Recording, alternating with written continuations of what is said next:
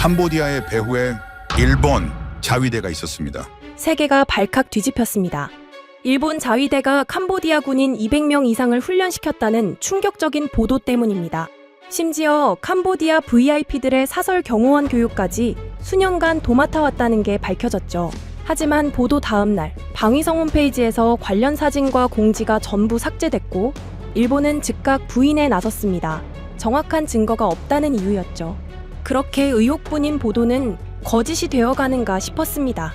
하지만 바로 그때 방위성 내부에서 충격적인 폭로가 터졌고 전 세계는 경악을 금치 못했습니다. 보도 내용은 전부 사실이며 한국은 이미 모든 증거를 갖고 있습니다. 도대체 무슨 일이 벌어진 걸까요? 한국이 포착한 일본의 추악한 진실. 지금 시작합니다. 구독과 좋아요로 대한민국을 응원해주세요. 일본은 조용히 처리하는 나라입니다. 문제가 생기면 소리 지르지 않고 기록을 정리하고 체면을 지킵니다. 저는 그게 품격이라고 믿었어요. 25년 동안 방위성에서 대외협력 문서를 감사하며 한 번도 그 믿음을 의심한 적이 없었죠. 그런데 그 품격이 무너지는 순간이 왔습니다. 보도가 나간 다음 날 자위대 홈페이지에서 사진과 공지가 사라졌어요. 단순한 업데이트가 아니었습니다. 누군가 지우라고 했고 누군가 지웠습니다. 저는 사토 마코토, 일본 방위성 방위정책국 대외협력 문서감사 실장입니다. 그날부터 제가 믿었던 정당한 협력이라는 문장이 흔들리기 시작했어요. 캄보디아와의 협력은 오래전부터 진행돼 왔습니다. 2023년에 양해각서를 체결했고 그 뒤로 해마다 훈련이 반복됐어요. PKO라는 이름이 붙었고 인도주의 지원이라는 명분도 따라붙었습니다. 저는 그 서류들을 직접 검토했어요. 절차상 하자는 없었습니다. 예산 집행도 깔끔했고 보고 체계도 정상이었죠. 그래서 저는 떳떳했습니다. 캄보디아에서 무슨 일이 벌어지든 우리 협력과는 무관하다고 확신했어요. 범죄단지 문제가 뉴스에 나올 때마다 저는 같은 생각을 했습니다. 그건 캄보디아 내부 문제라고요. 카지노, 스캠 조직, 인신매매, 끔찍한 일들이었지만 일본 자위대의 훈련 협력과는 별개였어요. 우리는 군사 역량 강화를 도왔을 뿐이고 그 역량이 어디에 쓰이는지는 캄보디아의 선택이라고 생각했습니다.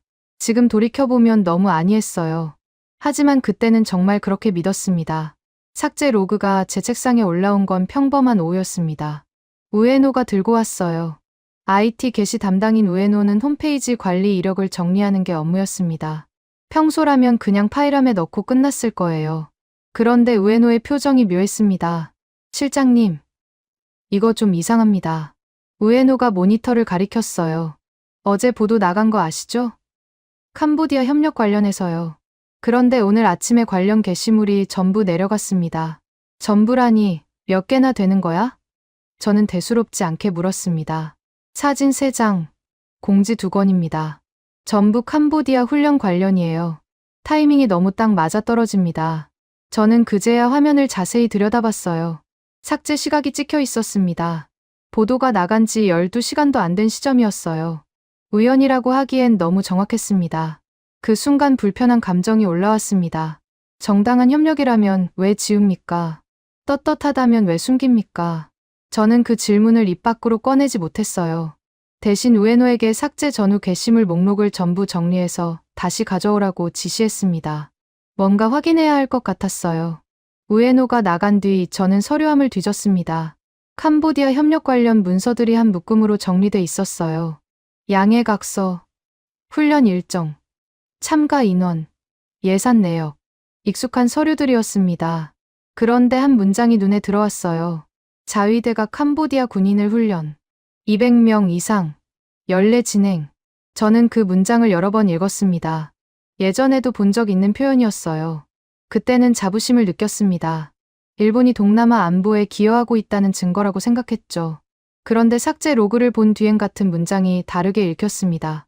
200명이 어떤 훈련을 받았는지, 그 훈련이 누구를 지키는 데 쓰였는지 갑자기 궁금해졌어요.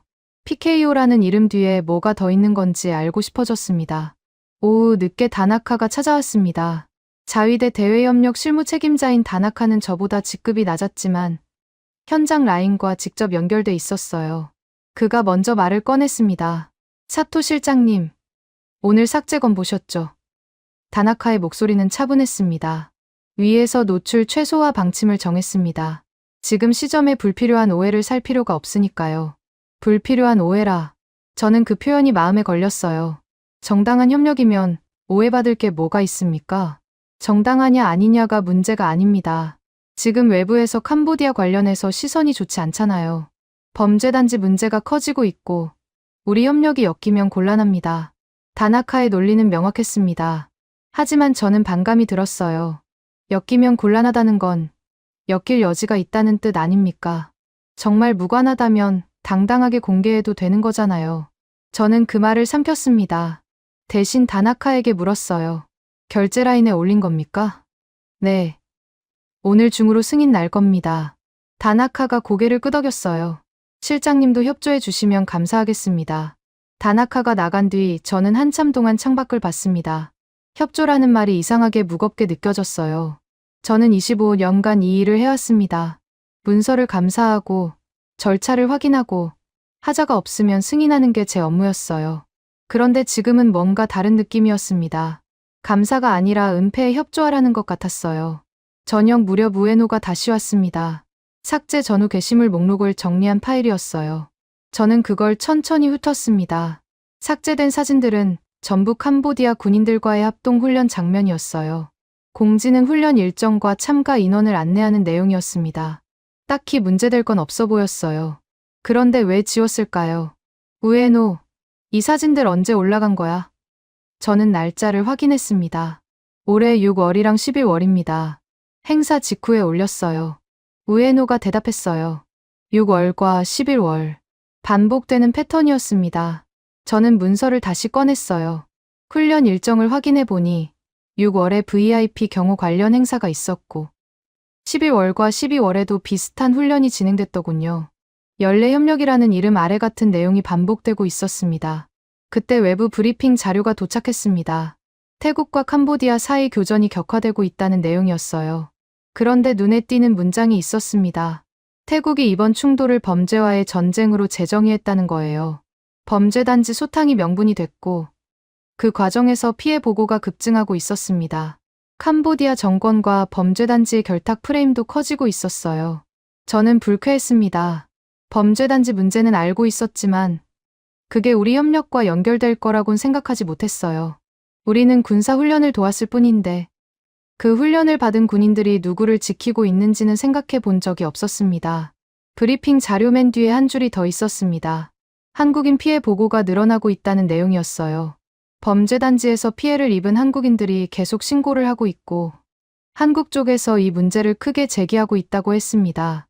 저는 그 문장을 읽고 한참 동안 멈춰 있었어요. 한국인 피해.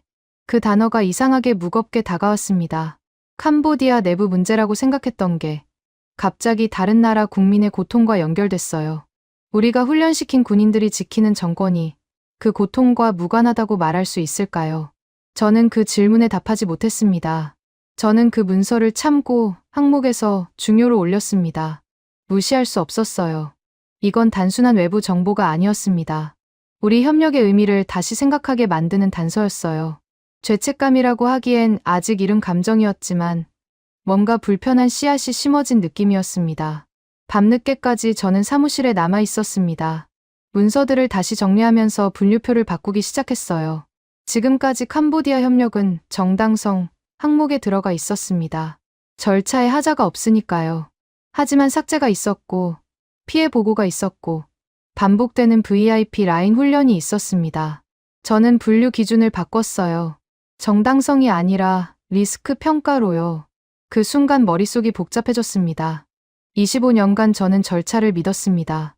서류가 깔끔하면 문제없다고 생각했어요. 그런데 지금은 서류 너머를 봐야 할 것 같았습니다. 삭제는 왜 일어났는지, 훈련은 누구를 위한 것이었는지, 피해 보고는 왜 드러나는지, 저는 그 질문들을 피할 수 없었어요.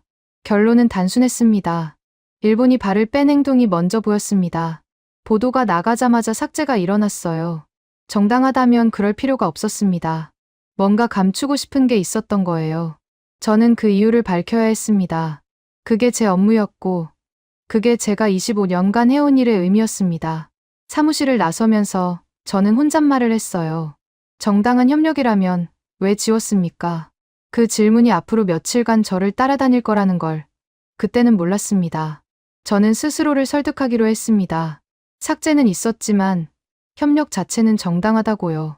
서류를 다시 모았어요. 양해각서, 훈련 보고서, 예산 내역, 참가 인원 명단. 전부 꺼내서 책상 위에 펼쳤습니다. 25년간 해온 일이었어요. 문서를 검토하고, 절차를 확인하고, 결론을 내리는 것. 저는 그 작업에 익숙했습니다. 결론 초안을 작성하기 시작했어요. 캄보디아 협력은 PKO 미진도주의 명분하에 진행됐으며 절차상 하자 없음. 첫 문장이었습니다. 저는 그 문장을 쓰면서 안도감을 느꼈어요. 역시 문제없다고요. 서류가 증명하고 있었습니다. 우리는 떳떳했어요. 그런데 두 번째 문단을 쓰려다 손이 멈췄습니다. VIP 경호교육이라는 단어가 눈에 들어왔거든요. 훈련 보고서 중간에 끼어 있었어요. 저는 그 부분을 자세히 읽었습니다. 6월에 한 번, 11월에 한 번, 12월에 또 한 번. 같은 내용이 반복되고 있었어요. VIP 경호 역량 강화, 요인 보호 훈련, 핵심 시설 방어. 그런 표현들이 줄줄이 나왔습니다. 불편한 느낌이 올라왔어요. PKO라는 이름 아래 진행됐지만 실제 훈련 내용은 누군가를 지키는 것에 집중돼 있었습니다. 그 누군가가 누구인지는 명시돼 있지 않았어요. 하지만 VIP라는 단어가 붙어 있었습니다. 권력 핵심층이라는 뜻이었죠. 저는 고개를 저었습니다. 확대 해석하지 말자고요. VIP 경호는 어느 나라든 있는 거예요. 대통령 경호, 장관 경호, 그런 건 정상적인 군사협력의 일부입니다. 저는 그렇게 스스로를 설득했어요. 하지만 불편함은 사라지지 않았습니다. 오전 중에 외부에서 연락이 왔습니다. 한국 특파원이 인터뷰를 요청했다는 거예요. 김민석이라는 이름이었습니다. 저는 처음엔 거절하려 했어요. 외부 언론과 직접 접촉하는 건 제 권한 밖이었거든요. 그런데 담당자가 말하더군요. 이 사람이 이미 상당히 많은 정보를 갖고 있다고요. 결국 비공식 면담 형식으로 만나기로 했습니다. 회의실에서 김민석을 처음 봤을 때 저는 긴장했어요. 기자라기보다는 연구자 같은 인상이었습니다. 차분하고 질문이 정확했어요. 사토 실장님, 자위대 홈페이지에서 캄보디아 관련 게시물이 삭제된 거 확인하셨습니까? 김민석이 먼저 물었습니다. 확인했습니다. 저는 짧게 대답했어요. 하지만 그건 일반적인 게시물 정리입니다. 특별한 의미는 없어요. 그런데 타이밍이 묘하지 않습니까? 보도가 나간 바로 다음 날이었어요. 그리고 삭제된 게시물들이 전부 캄보디아 훈련 관련이었고요. 저는 대답하지 못했습니다. 김민석은 이미 알고 있었어요. 제가 며칠간 고민했던 그 질문을 김민석은 첫 마디에 던졌습니다. 김민석이 자료를 꺼냈습니다. 사진이었어요. 자위대 홈페이지에서 삭제되기 전에 캡처한 것들이었습니다. 6월 행사, 11월 행사, 12월 행사. 날짜별로 정리돼 있었어요. 저는 그 사진들을 보면서 등골이 서늘해졌습니다. 이게 한 번이면 모르겠습니다. 김민석이 말했어요. 그런데 반복되잖아요. 6월에 한 번, 11월에 한 번, 12월에 또 한 번. 매번 VIP 경호 관련 내용이 포함돼 있었고요. 이건 단발성 협력이 아니에요. 구조화된 겁니다. 구조화됐다고 해서 불법인 건 아닙니다. 저는 반박했어요. 연례 협력은 어느 나라든 있는 거예요. 불법이냐 아니냐를 묻는 게 아닙니다. 김민석의 목소리가 차분해졌어요. 누구를 위한 훈련이었느냐를 묻는 겁니다. 캄보디아 국민을 지키는 훈련이었습니까? 아니면 특정 권력층을 지키는 훈련이었습니까? 저는 대답하지 못했습니다. 그 질문이 정확히 제가 피하려 했던 거였거든요. 김민석이 나간 뒤 저는 한참 동안 회의실에 앉아 있었습니다. 머릿속이 복잡했어요.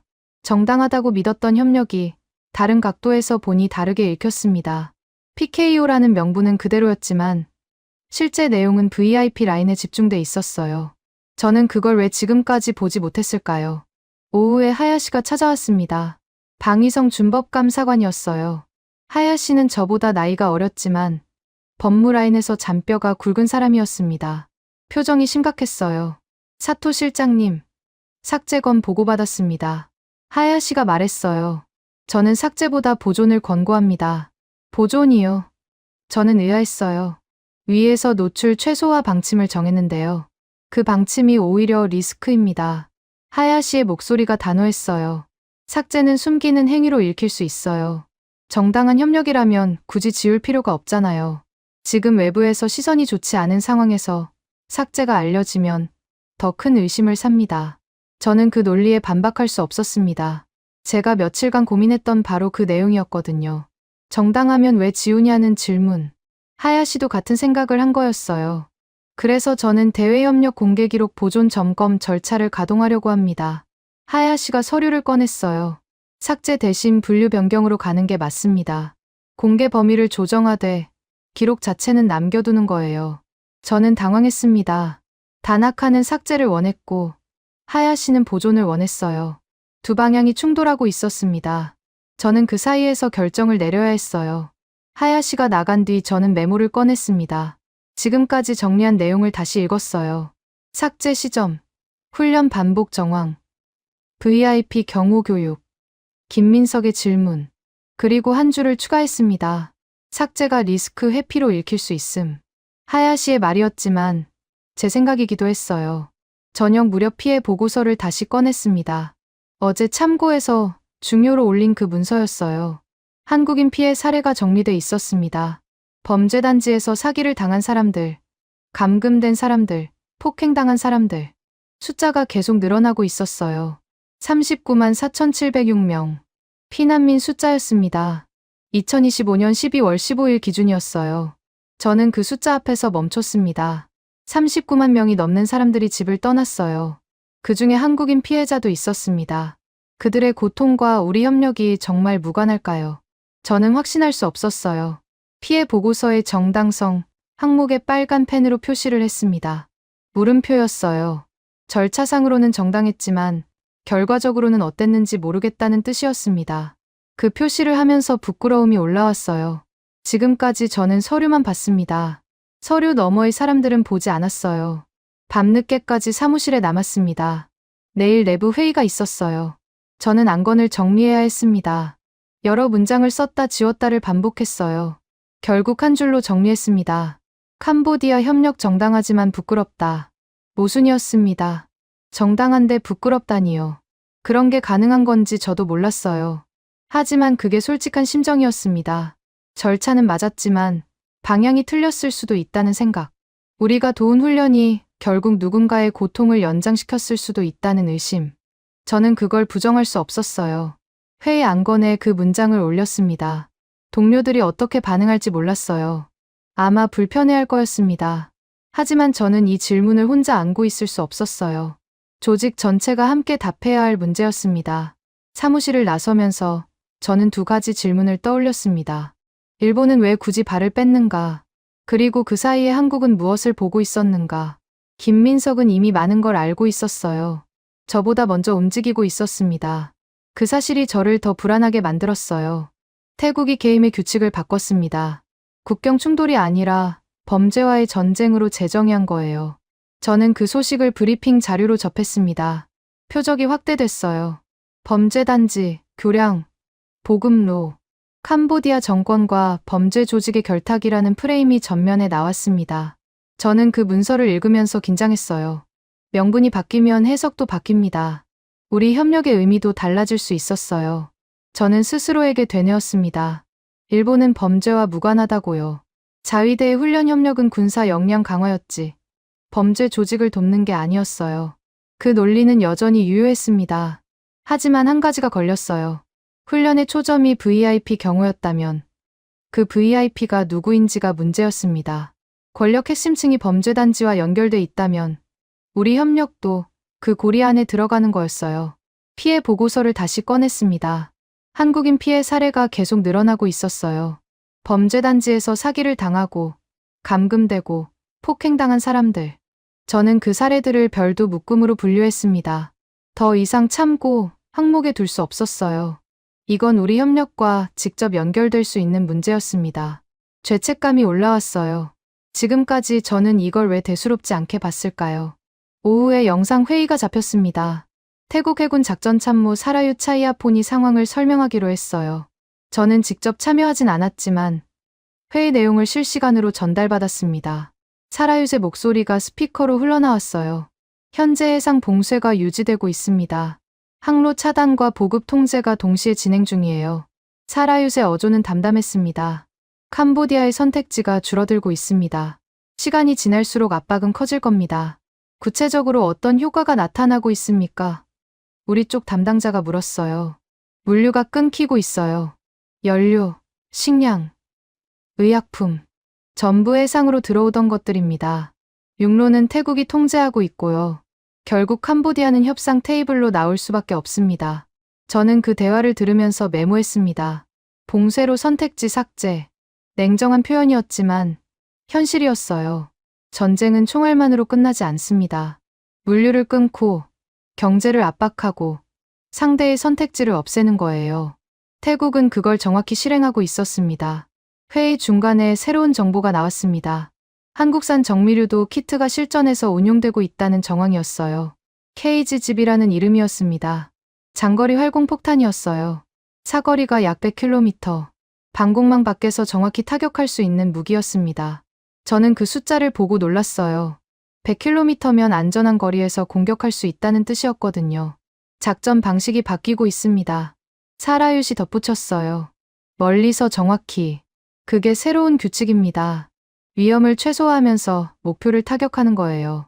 저는 그 말을 메모했습니다. 멀리서 정확히. 전장의 규칙이 바뀌고 있었어요. 그리고 그 변화의 중심에 한국산 무기가 있었습니다. 저는 불편한 감정을 느꼈어요. 일본은 협력을 숨기려 하고 있는데 한국은 작동을 증명하고 있었거든요. 회의가 끝난 뒤 박동수라는 이름이 언급됐습니다. 태국 현장에서 기술 지원을 담당하는 한국인이었어요.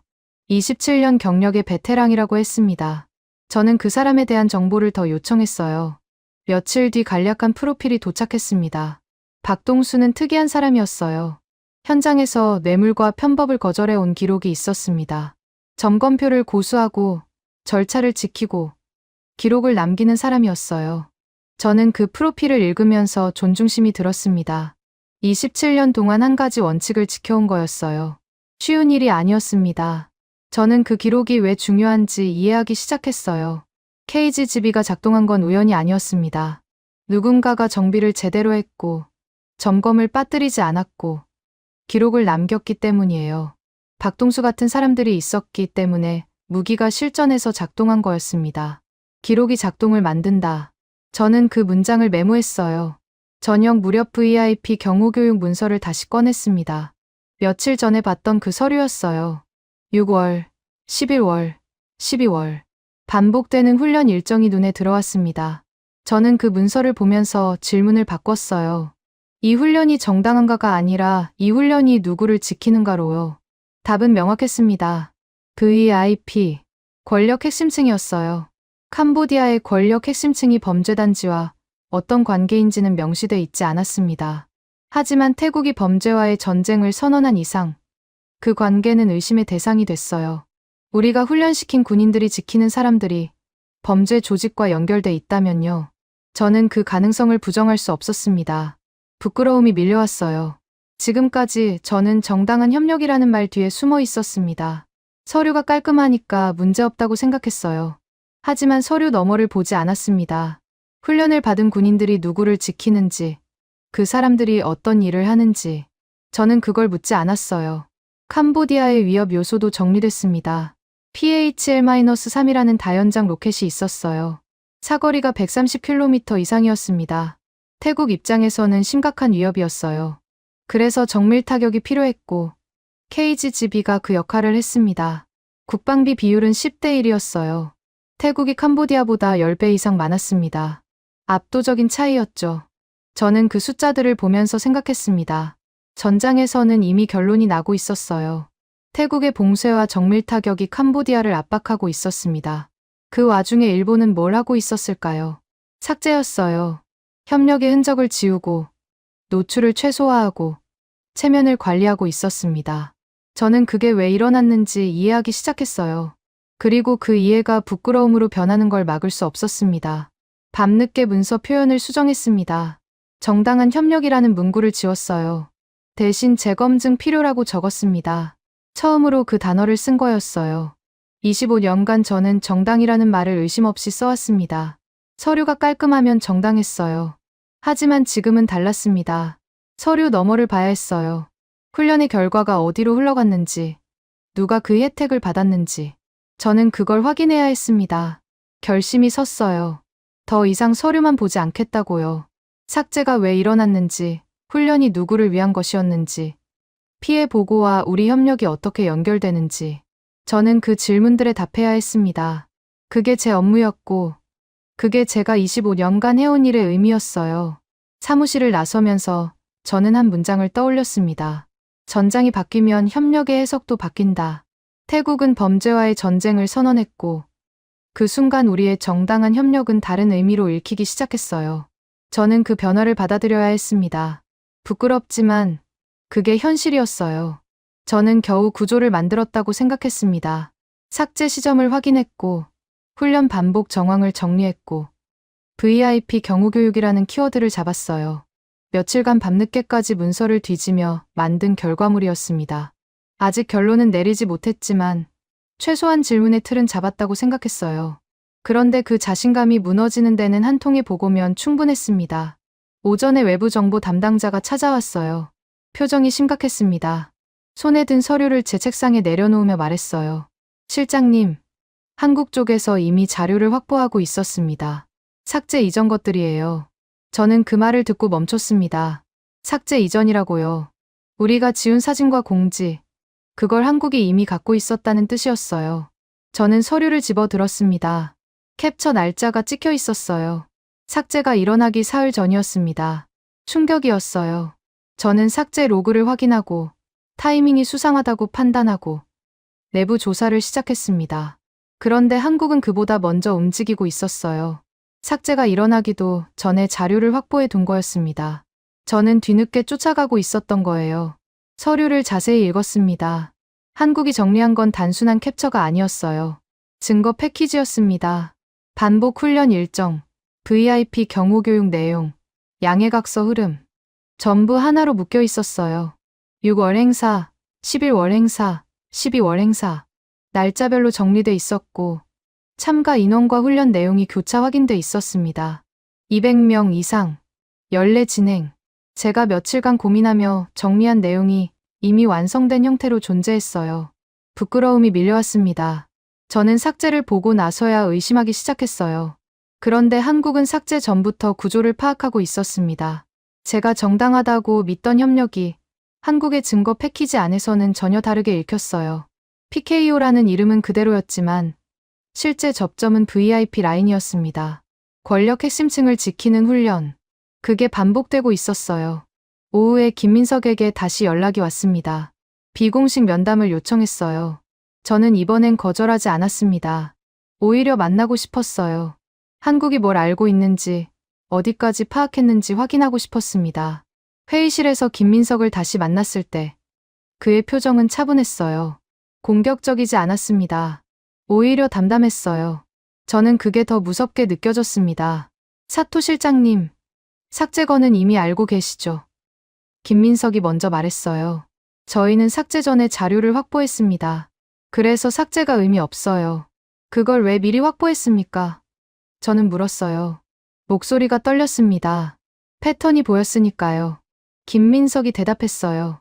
6월에 한 번, 11월에 한 번, 12월에 또 한 번. 반복되는 건 우연이 아닙니다. 구조화된 거예요. 그리고 구조화된 건 기록이 남아요. 저희는 그 기록을 추적한 겁니다. 저는 대답하지 못했습니다. 김민석의 논리는 정확했어요. 제가 며칠간 고민하며 도달한 결론을 한국은 이미 알고 있었습니다. 김민석이 서류를 꺼냈어요. 증거 패키지의 일부였습니다. 반복 훈련 일정이 도표로 정리돼 있었어요. 그 옆에 VIP 경호교육 내용이 요약돼 있었습니다. 그리고 맨 아래에 양해각서 체결 시점이 적혀 있었어요. 2023년. 전부 하나의 흐름으로 연결돼 있었습니다. 이게 단발성이었다면 문제 없었을 겁니다. 김민석이 말했어요.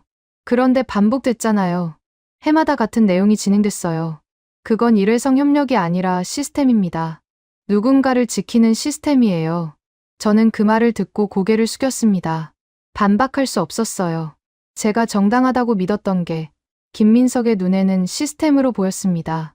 그리고 그 시스템이 누구를 위한 것인지는 명확했어요. VIP, 권력 핵심층이었습니다. 김민석이 나간 뒤 저는 한참 동안 회의실에 앉아 있었습니다. 부끄러움이 가시지 않았어요. 더 정확히는 피해 보고를 보면서도 정당하다는 말을 붙잡았던 내 태도가 부끄러웠습니다. 한국인 피해자들이 있었어요. 범죄단지에서 고통받은 사람들이 있었습니다. 그런데 저는 서류만 봤어요. 서류가 깔끔하니까 문제없다고 생각했습니다. 오후 늦게 하야시가 찾아왔습니다. 손에 결제안을 들고 있었어요. 표정이 단호했습니다. 사토 실장님, 삭제 중단하고 기록 보존으로 가야 합니다. 하야시가 말했어요. 결제안 올렸습니다. 위에서 승인받으면 바로 시행할 겁니다. 다나카 쪽에서 반발할 텐데요. 저는 걱정스럽게 말했어요. 반발해도 상관없습니다. 삭제는 이미 실패했어요. 한국이 자료를 갖고 있잖아요. 지금 더 지워봤자 의미 없습니다. 오히려 숨기려 한다는 인상만 줘요. 하야시의 논리는 명확했습니다. 저는 그 결제안에 서명했어요. 결심이 섰습니다. 삭제가 아니라 기록을 남기는 게 맞았어요. 한국은 이미 증거를 갖고 있었고 우리가 더 지워봤자 달라지는 건 없었습니다. 오히려 숨기려는 모습만 보일 뿐이었어요. 그날 저녁 다나카에게서 연락이 왔습니다. 목소리가 날카로웠어요. 사토 실장님, 보존 결제안 서명하셨다면서요? 위에서 정리하라고 했는데 왜 반대로 가십니까? 정리해봤자 소용없습니다. 저는 차분하게 대답했어요. 한국이 이미 삭제 전 자료를 갖고 있어요. 지금 더 지워도 증거는 남아 있습니다. 그래도 우리 쪽 기록은 정리해야죠. 노출을 최소화하는 게 원칙 아닙니까? 저는 분노를 억눌렀습니다. 다나카의 논리는 체면 관리였어요. 문제를 해결하는 게 아니라 숨기는 거였습니다. 저는 그 방식에 동의할 수 없었어요. 다나카 씨, 삭제는 방어가 아닙니다. 오히려 후퇴 증거가 돼요. 정당한 협력이었다면 당당하게 남겨둬야 합니다. 지우는 순간 우리가 뭔가 잘못했다고 인정하는 꼴이에요. 전화가 끊겼습니다. 다나카가 화를 냈는지 아니면 할 말이 없어졌는지 모르겠어요. 저는 상관하지 않았습니다. 결심은 이미 섰어요. 밤늦게 피해 보고서를 다시 꺼냈습니다. 한국인 피해 사례가 정리된 부분이었어요. 지금까지 브록에 넣어뒀던 내용을 본문으로 옮겼습니다. 더 이상 부차적인 정보가 아니었어요. 우리 협력의 의미를 다시 평가하는 핵심 근거였습니다. 죄책감이 밀려왔어요. 이걸 왜 지금까지 브록에 뒀을까요? 협력 분류도 바꿨습니다. PKO 협력이라는 항목을 지웠어요. 대신 VIP 라인 리스크라고 적었습니다. 단호한 표현이었지만 사실이었어요. 우리 훈련의 초점은 VIP 경우였고 그 VIP가 누구인지는 의심의 대상이 됐습니다. 저는 그 사실을 문서에 명확히 남겨야 했어요. 김민석의 교차 확인 덕분에 한 가지가 더 확정됐습니다. 반복 훈련이 단발이 아니라는 거였어요. 6월, 11월, 12월 같은 내용이 해마다 진행됐고 그건 시스템이었습니다. 저는 그 사실을 보고서에 추가했어요. 확신이 섰습니다. 이건 우연이 아니라 구조였어요. 사무실을 나서면서 저는 생각했습니다. 한국은 큰 소리로 공격하지 않았어요. 비난하거나 조롱하지도 않았습니다. 대신 증거를 정리했고 구조를 파악했고 판을 바꿨어요. 저는 그 앞에서 부끄러웠습니다. 그리고 그 부끄러움이 제 태도를 바꿨어요. 삭제가 아니라 기록을 남기는 것. 그게 제가 할 수 있는 최소한의 책임이었습니다. 전장은 문서보다 빠르게 결론을 만들고 있었습니다. 저는 책상에서 서류를 정리하고 있었지만 현장에서는 이미 판이 바뀌고 있었어요. 태국 공군이 정밀 타격을 실행했다는 보고가 들어왔습니다. 한국산 정밀유도 키트 KGGB가 실전에서 운용된 정황이었어요. 저는 그 보고서를 읽으면서 전율을 느꼈습니다. 멀리서 정확히라는 규칙이 현실이 된 거였어요. KGGB의 사거리는 약 100km였습니다. 방공망 밖에서 목표를 타격할 수 있는 거리였어요. 태국 공군은 위험을 최소화하면서 정확히 때릴 수 있었습니다. 도입 물량은 약 20발 내외로 추정됐어요. 많은 숫자가 아니었습니다. 그런데 그 소량이 전장의 규칙을 바꾸고 있었어요. 저는 그 사실에 놀랐습니다. 숫자가 아니라 정확도가 중요했어요. 보고서를 정리하면서 KGGB 운용 정황을 맨 위에 배치했습니다. 작동 증거라고 표기했어요. 이건 단순한 무기 거래가 아니었습니다. 실전에서 작동했다는 건 신뢰가 증명됐다는 뜻이었어요. 한국산 무기가 태국의 작전을 성공시키고 있었습니다. 저는 그 문장을 쓰면서 복잡한 감정을 느꼈어요. 일본은 협력을 숨기려 하고 있는데 한국은 작동을 증명하고 있었거든요. 오후에 영상 회의가 다시 잡혔습니다. 사라유 차이아폰이 봉쇄 상황을 보고하기로 했어요. 저는 이번엔 직접 참여했습니다. 화면에 사라윳의 얼굴이 떴어요. 표정이 담담했습니다. 봉쇄가 효과를 보고 있습니다. 사라윳이 말했어요. 항로 차단과 보급 통제가 동시에 진행되고 있어요. 캄보디아로 들어가는 물류가 거의 끊겼습니다. 구체적으로 어떤 변화가 있습니까? 저는 물었습니다. 연료 부족이 심각해지고 있어요. 군용 차량 운용이 제한되고 있습니다. 식량과 의약품도 마찬가지예요. 시간이 지날수록 압박은 커질 겁니다. 저는 그 말을 들으면서 긴장했습니다. 봉쇄는 총알 없이 상대를 무너뜨리는 방법이었어요. 물류를 끊고 경제를 압박하고 선택지를 없애는 거였습니다. 태국은 그걸 정확히 실행하고 있었어요. 사라윳이 덧붙였습니다. 공습 횟수가 30회를 넘었습니다. 대부분 정밀 타격이에요. 민간 피해를 최소화하면서 군사 시설만 때리고 있습니다. KGGB 덕분에 가능한 일이에요. 30회. 적지 않은 숫자였습니다. 그리고 그 공습이 전부 정밀 타격이었어요. 저는 그 숫자를 메모하면서 생각했습니다. 한국산 무기가 태국의 작전을 지탱하고 있었어요. 작동이 신뢰를 만들고 신뢰가 관계를 만들고 있었습니다. 회의가 끝난 뒤 박동수에 대한 추가 정보가 도착했습니다. 태국 현장에서 기술 지원을 담당하는 한국인이었어요. 27년 경력의 베테랑. 저는 그 프로필을 다시 읽었습니다.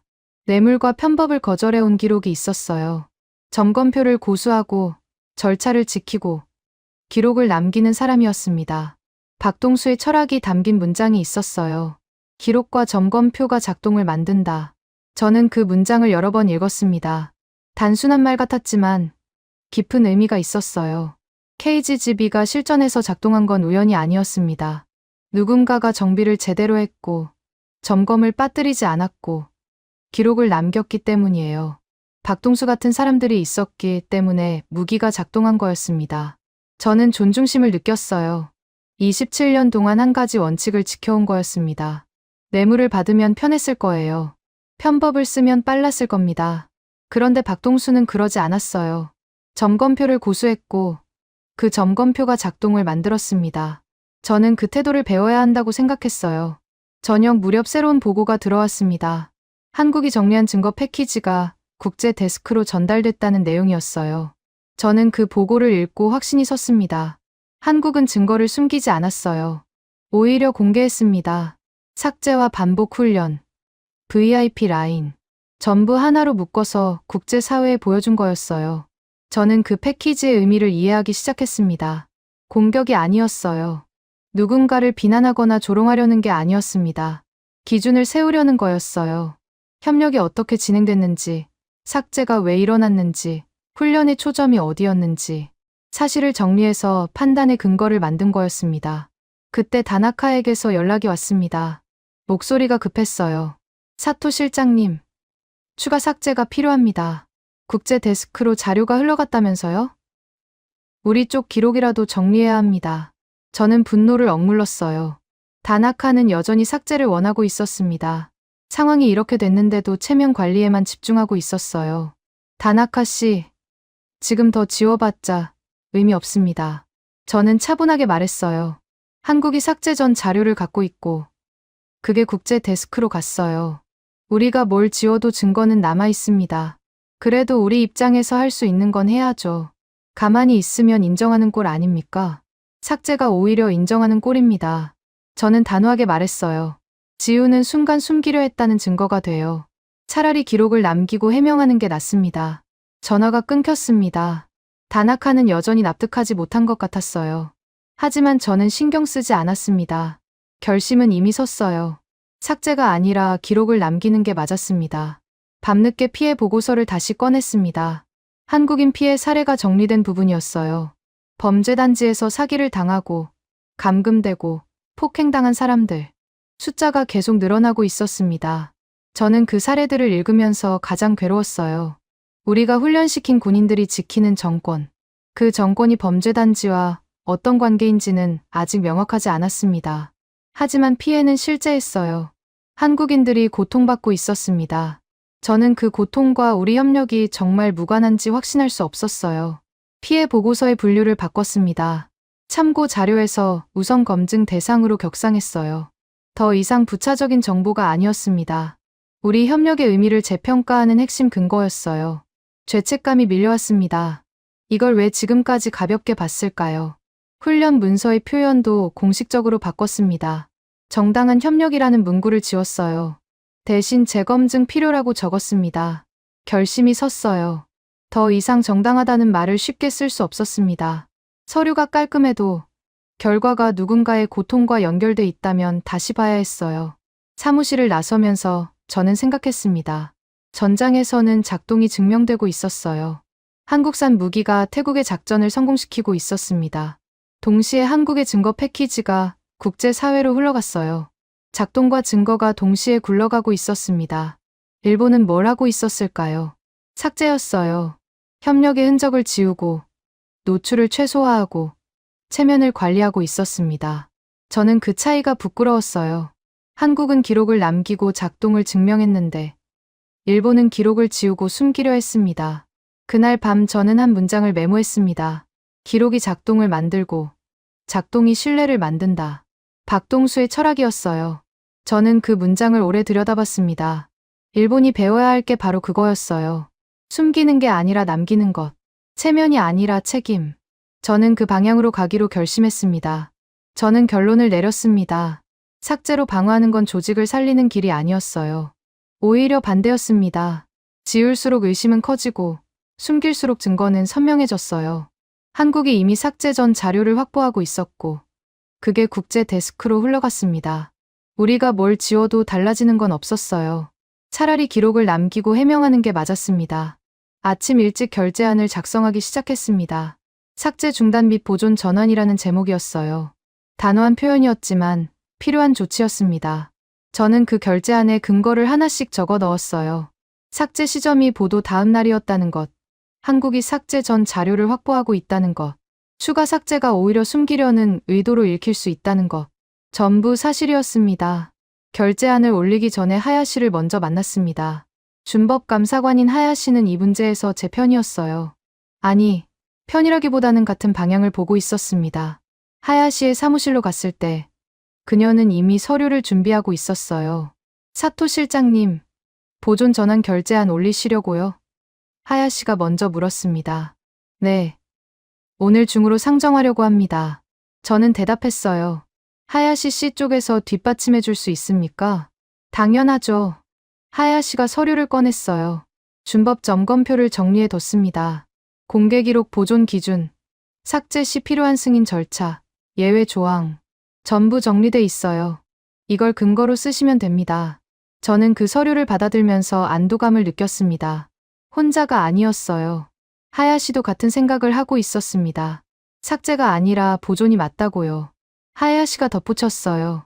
실장님, 이건 단순한 기록 관리 문제가 아닙니다. 일본이 어떤 태도를 취하느냐의 문제예요. 숨기면 숨길수록 신뢰를 잃습니다. 차라리 기록을 남기고 해명하는 게 낫습니다. 저는 고개를 끄덕였습니다. 하야시의 말이 정확했어요. 이건 문서 관리가 아니라 태도의 문제였습니다. 일본이 문제를 어떻게 다루느냐가 중요했어요. 오전 중에 우에노를 불렀습니다. IT 게시 담당인 우에노는 삭제 작업을 직접 실행하는 사람이었어요. 지금까지는 위에서 시키는 대로 했지만 이제 방향이 바뀌어야 했습니다. 우에노 씨, 삭제 작업 중단해 주세요. 저는 단도직입적으로 말했어요. 대신 접근 제한과 로그 고정으로 가겠습니다. 접근 제한이요? 우에노가 되물었어요. 완전히 지우는 게 아니라? 네. 기록은 남겨둡니다. 다만 외부 접근을 제한하고 로그를 고정해서 누가 언제 봤는지 추적할 수 있게 해주세요. 우에노의 표정이 복잡해졌어요. 지금까지와 정반대 방향이었거든요. 하지만 우에노는 반대하지 않았습니다. 고개를 끄덕이며 작업에 들어갔어요. 저는 그 모습을 보면서 긴장했습니다. 방향 전환이 쉽지 않을 거라는 걸 알았어요. 다나카 라인에서 반발이 나올 게 뻔했습니다. 하지만 물러설 수 없었어요. 피해 보고를 본 뒤엔 더 이상 삭제를 선택할 수 없었습니다. 오후에 내부 회의가 열렸습니다. 저는 결제안을 상정했어요. 회의실 분위기가 무거웠습니다. 다나카가 맨 앞줄에 앉아 있었어요. 표정이 굳어 있었습니다. 사토 실장이 삭제 중단 및 보존 전환 결제안을 올렸습니다. 의장이 말했어요. 의견 있으시면 말씀해 주세요. 다나카가 손을 들었습니다. 예상했던 반발이었어요. 저는 반대합니다. 다나카의 목소리가 날카로웠어요. 지금 상황에서 기록을 남기면 우리가 뭔가 잘못했다고 인정하는 꼴입니다. 외부에서 캄보디아 협력을 문제 삼고 있는데 기록을 남겨두면 공격 근거만 제공하는 거예요. 삭제가 오히려 공격 근거가 됩니다. 저는 차분하게 반박했어요. 한국이 이미 삭제 전 자료를 확보하고 있습니다. 우리가 지워도 증거는 남아있어요. 지금 더 지우면 숨기려 했다는 인상만 줍니다. 그래도 우리 쪽 기록이라도 정리해야죠. 가만히 있으면 인정하는 꼴 아닙니까? 가만히 있자는 게 아닙니다. 저는 목소리를 높였어요. 기록을 남기고 해명하자는 겁니다. 정당한 협력이었다면 당당하게 설명할 수 있어야 해요. 지우는 순간 우리가 떳떳하지 못하다고 선언하는 겁니다. 회의실이 조용해졌습니다. 다나카는 더 이상 반박하지 않았어요. 하지만 납득한 것 같지는 않았습니다. 표정이 굳어 있었어요. 의장이 결제안을 승인했습니다. 삭제 중단, 보존 전환, 접근 제한 및 로그 고정. 제가 원했던 방향이었어요. 저는 안도하면서도 긴장을 풀지 않았습니다. 이건 시작일 뿐이었어요. 회의가 끝난 뒤 다나카의 반발을 회의록에 기록했습니다. 냉정하게 사실만 적었어요. 다나카 신지, 삭제 유지 주장, 반대 의견 표명. 감정을 섞지 않았습니다. 기록은 사실을 남기는 거였어요. 해석은 나중에 하면 됐습니다. 저녁 무렵 VIP 경호교육 분류를 공식적으로 변경했습니다. 정상 협력이라는 항목을 지웠어요. 대신 리스크라고 적었습니다. 부끄러움이 밀려왔어요. 지금까지 저는 이걸 정상이라고 분류해왔습니다. 서류가 깔끔하니까 문제없다고 생각했어요. 하지만 서류 너머를 보지 않았습니다. VIP 경호교육이 누구를 지키는 훈련이었는지, 그 사람들이 어떤 일을 하는지, 저는 그걸 묻지 않았어요. 이제야 묻기 시작했습니다. 그리고 그 질문에 답하려면 분류부터 바꿔야 했어요. 정상이 아니라 리스크로요. 한국인 피해 보고를 협력 재검증의 근거로 인용했습니다. 문서에 명시적으로 적었어요. 한국인 피해 사례 증가에 따른 협력 재검증 필요. 죄책감이 밀려왔습니다. 이 피해 보고를 왜 지금까지 가볍게 봤을까요? 39만 명이 넘는 피난민, 그 중에 한국인 피해자들, 그들의 고통과 우리 협력이 정말 무관할까요? 저는 확신할 수 없었어요. 밤늦게까지 사무실에 남아 있었습니다. 마지막으로 한 문장을 추가해야 했어요. 망설였지만 결국 적었습니다. 일본은 조용히 처리한다는 관행이 리스크 요인으로 작용할 수 있음. 자각이었어요. 지금까지 저는 그게 품격이라고 믿었습니다. 문제가 생기면 소리 지르지 않고 기록을 정리하고 체면을 지키는 것. 그게 일본의 방식이라고 생각했어요. 하지만 그 방식이 책임 회피로 읽힐 수 있다는 걸 이제 알았습니다. 조용히 처리한다는 건 다르게 보면 숨긴다는 뜻이었어요. 체면을 지킨다는 건 다르게 보면 해명을 피한다는 뜻이었습니다. 저는 그 사실을 문서에 남겼어요. 위험 요인으로 표기했습니다. 한국이 보여준 건 다른 방식이었어요. 한국은 증거를 정리하고 공개했습니다. 숨기지 않았어요. 누군가를 공격하려는 게 아니라 기준을 세우려는 거였습니다. 사실을 정리해서 판단의 근거를 만든 거예요. 저는 그 태도를 배워야 한다고 생각했습니다. 전장에서는 작동이 계속되고 있었어요. 태국의 봉쇄와 정밀 타격이 캄보디아를 압박하고 있었습니다. 문서 영향력은 그 속도를 따라가지 못했어요. 저는 책상에서 서류를 정리하고 있었지만 현장에서는 이미 판이 바뀌고 있었습니다. 사무실을 나서면서 저는 생각했습니다. 삭제가 아니라 책임. 그게 제가 선택한 방향이었어요. 이 선택이 저에게 불이익을 가져올 수도 있었습니다. 다나카 라인에서 반발이 계속될 거였어요. 하지만 물러설 수 없었습니다. 피해 보고를 본 뒤엔 더 이상 숨기는 쪽을 선택할 수 없었어요. 일본이 배워야 할 게 있었습니다. 숨기는 게 아니라 남기는 것. 체면이 아니라 책임. 저는 그 방향으로 가기로 했어요. 부끄럽지만 그게 제가 할 수 있는 최소한의 행동이었습니다. 결론은 감정이 아니라 기록으로 굳어졌습니다. 저는 최종 보고서를 작성하면서 한 문장을 맨 앞에 배치했어요. 일본 자위대가 캄보디아 군인을 훈련했다. 단순한 문장이었지만 그 뒤에 붙는 내용이 무거웠습니다. 200명 이상, 연례 진행, VIP 경호교육 포함. 저는 그 문장을 쓰면서 부끄러움을 느꼈어요. 지금까지 이걸 정당한 협력이라고 불렀습니다. 서류가 깔끔하니까 문제없다고 생각했어요.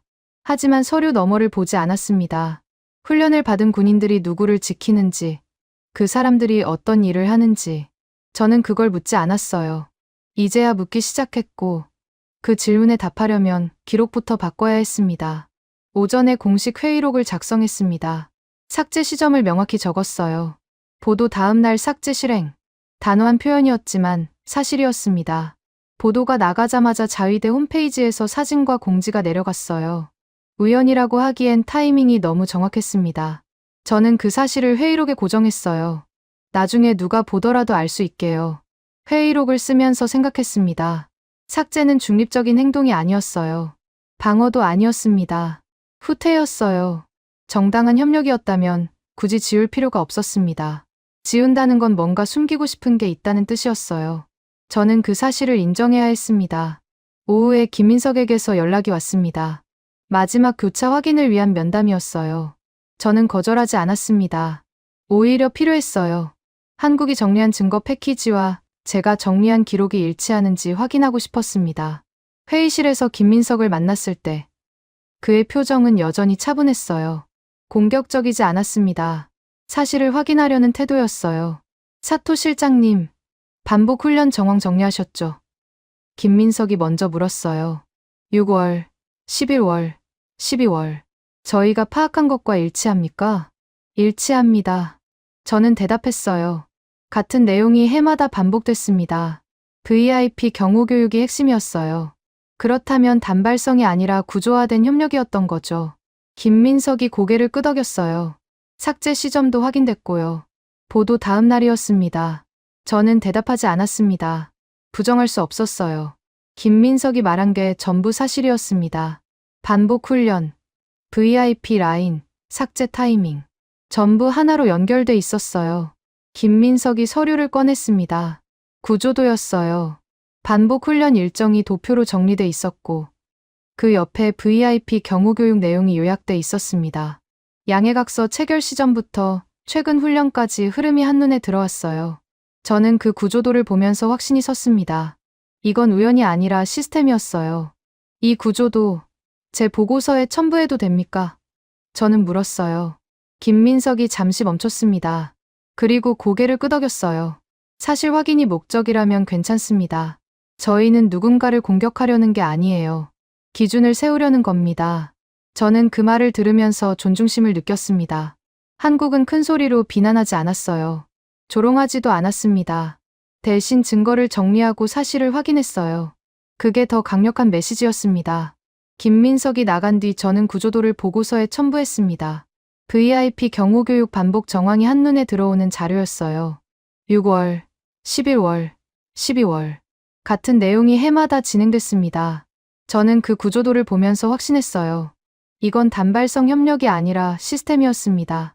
저녁 무렵 전장 상황 보고가 들어왔습니다. 한국산 정미류도 키트 KGGB가 계속 운용되고 있었어요. 사거리 약 100km. 방공망 밖에서 정확히 타격하는 무기였습니다. 태국 공군은 위험을 최소화하면서 목표를 때리고 있었어요. 작동이 증명되고 있었습니다. 저는 그 보고를 읽으면서 인정해야 했습니다. 한국산 무기가 전장의 규칙을 바꾸고 있었어요. 멀리서 정확히라는 새로운 규칙, KGGB가 그걸 가능하게 했습니다.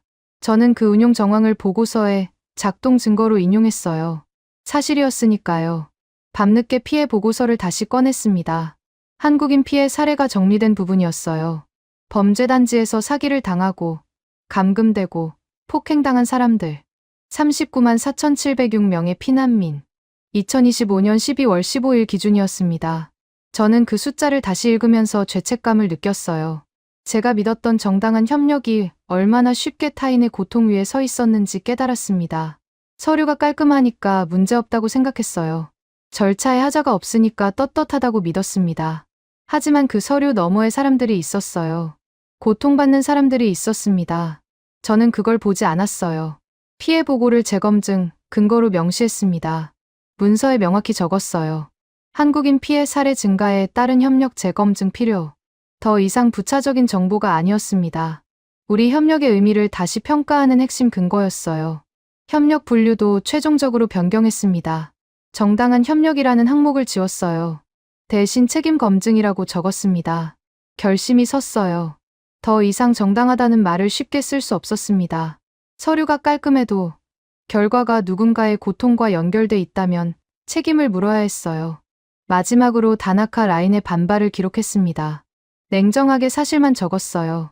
다나카 신지, 삭제 유지 주장 지속, 보존 전환 결제에 반대 의견 표명, 추가 삭제 요청. 감정을 섞지 않았습니다. 기록은 사실을 남기는 거였어요. 해석은 나중에 하면 됐습니다. 하야시가 보존 절차와 재분류 문서를 최종 확정했습니다. 방위성 준법감사 점검 결과로 공식화됐어요. 대외협력 공개 기록의 보존 및 재분류 절차를 공식 적용함. 저는 그 문서를 받아들면서 안도했습니다. 이제 돌이킬 수 없었어요. 기록은 남게 됐습니다. 사무실을 나서기 전에 보고서를 마지막으로 읽었습니다. 훈련과 삭제, 피해와 작동, 전부 하나로 연결돼 있었어요. 일본 자위대가 캄보디아 군인을 훈련했고, 그 훈련은 VIP 경우에 집중됐습니다. 외부에서 그 사실이 주목받자 삭제가 일어났어요. 보도 다음 날이었습니다. 삭제는 방어가 아니라 후퇴였습니다. 숨기려는 행동이었어요. 하지만 한국은 이미 삭제 전 자료를 확보하고 있었습니다. 증거 패키지로 정리해서 국제 데스크로 보냈어요. 우리가 지운 건 의미가 없었습니다. 전장에서는 한국산 무기가 작동하고 있었어요. KGB가 태국의 작전을 성공시키고 있었습니다. 작동이 신뢰를 만들고 신뢰가 관계를 만들었어요. 일본이 숨기려 할 때 한국은 증명하고 있었습니다.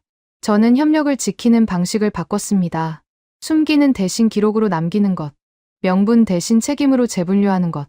그게 제가 할 수 있는 최소한의 사과였어요. 피해 보고 앞에서 정당하다는 말을 붙잡았던 저 자신에 대한 사과였습니다.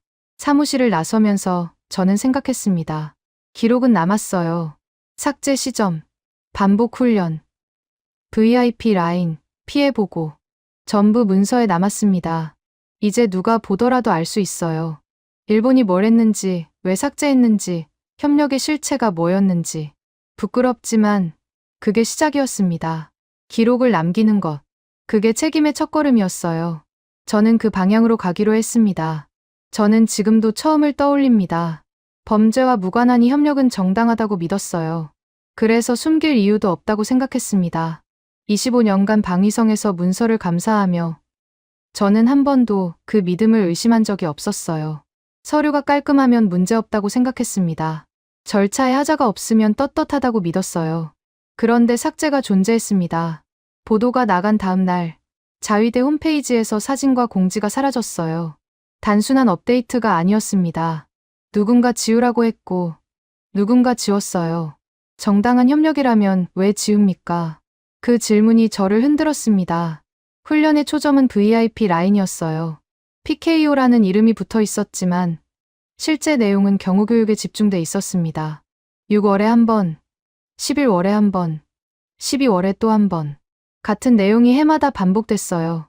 200명 이상의 캄보디아 군인이 훈련을 받았습니다. 그 군인들이 누구를 지키는지 저는 묻지 않았어요. 피해 보고는 한국인에게까지 번져 있었습니다. 범죄단지에서 사기를 당하고 감금되고 폭행당한 사람들. 39만 명이 넘는 피난민.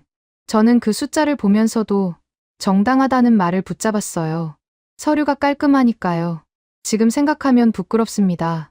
결론 문장을 확정했습니다. 정당성 확신에서 책임 선택으로. 담담하게 적었어요. 감정을 섞지 않았습니다. 이건 제 성장의 기록이었어요. 처음에 저는 확신했습니다. 끝에 저는 책임을 선택했어요. 그 사이에 부끄러움이 있었습니다. 제가 지우려던 기록은 한국이 이미 포착해 증거로 만들었어요. 삭제 전 자료를 확보하고 있었습니다. 반복 훈련 일정, VIP 경호교육 내용, 양해각서 흐름. 전부 하나의 패키지로 묶여 있었어요. 저는 뒤늦게 쫓아가고 있었습니다. 한국은 이미 앞서 있었어요. 회고문에 한 문장을 추가했습니다. 한국의 증거 패키지가 결정적이었음. 존중의 표현이었어요. 한국은 큰 소리로 공격하지 않았습니다. 비난하거나 조롱하지도 않았어요. 대신 증거를 정리하고 사실을 확인했습니다. 그게 더 강력한 메시지였어요. 저는 그 앞에서 부끄러웠습니다. 일본은 삭제를 선택했어요. 숨기려 했습니다. 체면을 지키려 했어요. 그런데 한국은 기록을 살렸습니다. 작동을 증명했어요. 두 나라의 차이가 거기서 드러났습니다. 피해 보고를 마지막까지 삭제하지 않았습니다. 보존 처리했어요. 한국인 피해 사례가 정리된 그 문서를 끝까지 남겨뒀습니다. 결심이었어요. 이건 부차적인 정보가 아니었습니다. 우리 협력의 의미를 다시 평가하는 핵심 근거였어요. VIP 경호 교육을 재분류한 문서의 번호를 확인했습니다. 정식으로 등록됐어요. 정상 협력에서 리스크로 바뀐 그 문서가 시스템에 남았습니다. 안도감을 느꼈어요. 이제 돌이킬 수 없었습니다. 기록은 남게 됐어요. 박동수라는 이름을 다시 떠올렸습니다. 태국 현장에서 기술 지원을 담당하는 한국인이었어요. 27년 경력의 베테랑. 뇌물과 편법을 거절해 온 사람이었습니다. 점검표를 고수하고 절차를 지키고 기록을 남기는 사람이었어요. 박동수의 철학이 떠올랐습니다. 기록과 점검표가 작동을 만든다. 저는 그 문장을 회고문에 인용했어요. 작동의 기반이라고 표기했습니다. 존경의 표현이었어요. KGB가 실전에서 작동한 건 우연이 아니었습니다. 누군가가 정비를 제대로 했고 점검을 빠뜨리지 않았고 기록을 남겼기 때문이에요. 일본이 배워야 할 게 바로 그거였습니다. 숨기는 게 아니라 남기는 것. 체면이 아니라 책임. 박동수는 27년 동안 그걸 실천해왔어요. 저는 이제야 그 의미를 이해하기 시작했습니다. 김민석의 이름도 기록했습니다. 처음 단서를 제공한 사람이었어요.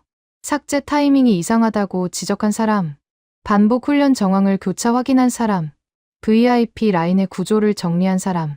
저는 그를 출발점으로 표기했어요. 수긍의 표현이었습니다.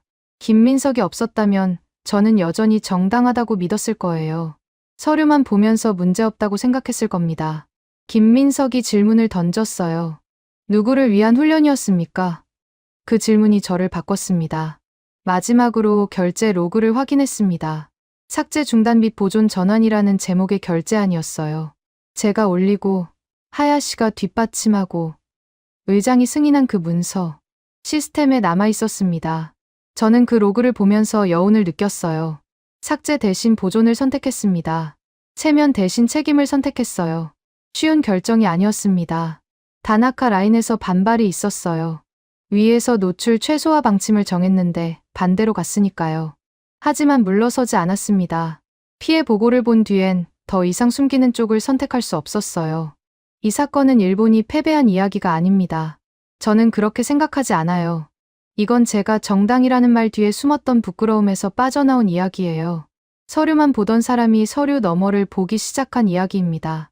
한국을 통해 배운 건 단순한 기술이 아니었어요. KGB의 사거리나 정밀도가 아니었습니다. 기록을 남기는 태도였어요. 숨기지 않고 증명하는 방식이었습니다. 그게 국가의 품격을 만든다는 걸 배웠어요. 일본은 조용히 처리하는 나라입니다. 저는 그게 품격이라고 믿었어요.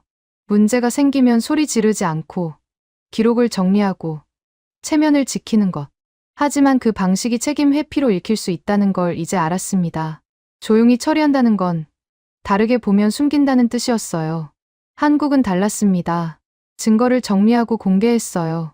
누군가를 공격하려는 게 아니라 기준을 세우려는 거였습니다. 사실을 정리해서 판단의 근거를 만들었어요. 그리고 전장에서는 작동을 증명했습니다.